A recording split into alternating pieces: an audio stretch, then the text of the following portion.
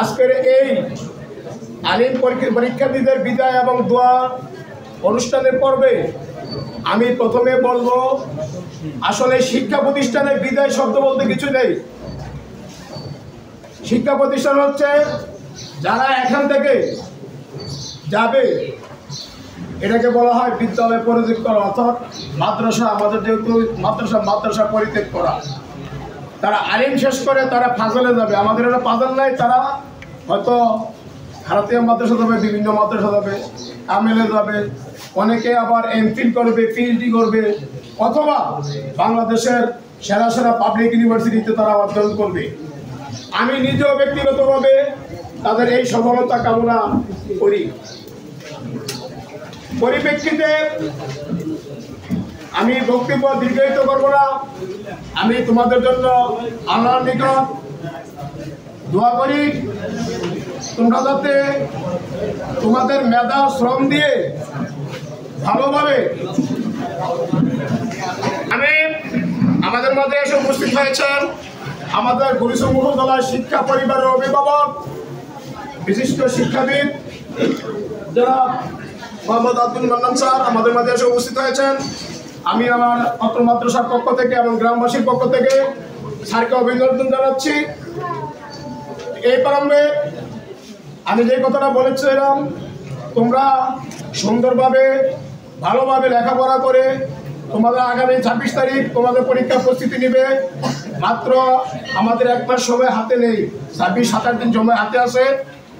আর যে কথাটা আমি বলতেছিলাম, এখন যারা তোমরা ছাত্র, তোমরা যারা রাস্তাঘাটে বা চলাফেরা করো বা মাদ্রাসায় আসো বা মাদ্রাসা থেকে বাড়িতে যাও, তোমাদের প্রতি একটা আহ্বান থাকবে সবার প্রতি, শুধু আলেম শাখার জন্য নয়, সেই এই শাখা থেকে আলেম শাখা বন্ধুত্ব।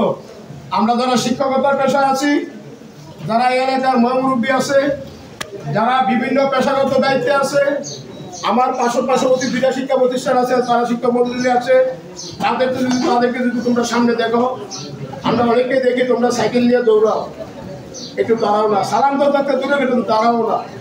আমি তোমাদেরকে আবারও আহ্বান করছি, এই যে কালচারটা, এই কালচারটা তোমরা পরিবর্তন করবে।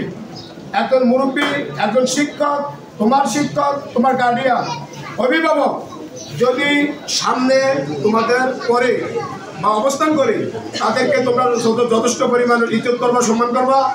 আল্লাহ তাআলা তোমাদের সম্মানও আল্লাহ তাআলা বাড়াই দিবে, এটা কিন্তু তোমাদের ক্ষতি হবে না।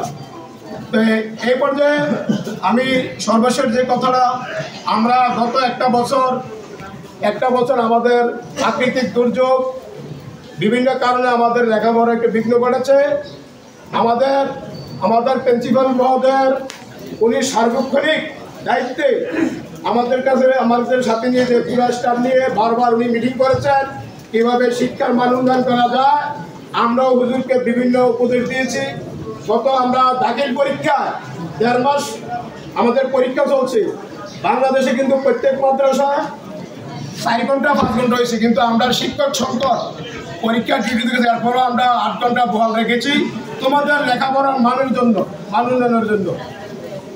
ঠিক আছে, যদিও মাঝে একটু ত্রুটি বিচ্ছেদি থাকবে এই প্রতিষ্ঠান চালাইতে গেলে, কিন্তু আমরা চেষ্টা করেছি এই দুর্ভিক্ষ সময়ও, এই দুর্দিনও আমরা তোমাদেরকে 8 ঘন্টা পাঠদান করার জন্য।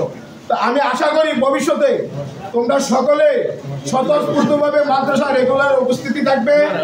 আর যারা এখন অভিভাবক আছেন, আমি অভিভাবকদেরকে বলবো, গ্রামবাসীকে বলবো, আপনারা যদি সহযোগিতা না করেন, আমাদের শিক্ষকের পক্ষে সম্ভব হবে না। আপনারাও আমাদেরকে সর্বোচ্চ সহযোগিতা করতে হবে শিক্ষার মান উন্নয়ন করতে গেলে। প্রত্যেক কারণে আমাদের এই মাদ্রাসার উজ্জ্বল ভবিষ্যৎ কামনা করে এবং সবার সুস্বাস্থ্য কামনা করে আমি আমার সংক্ষিপ্ত বক্তব্য এখানেই জানাচ্ছি। আল্লাহ হাফেজ, আসসালামু আলাইকুম।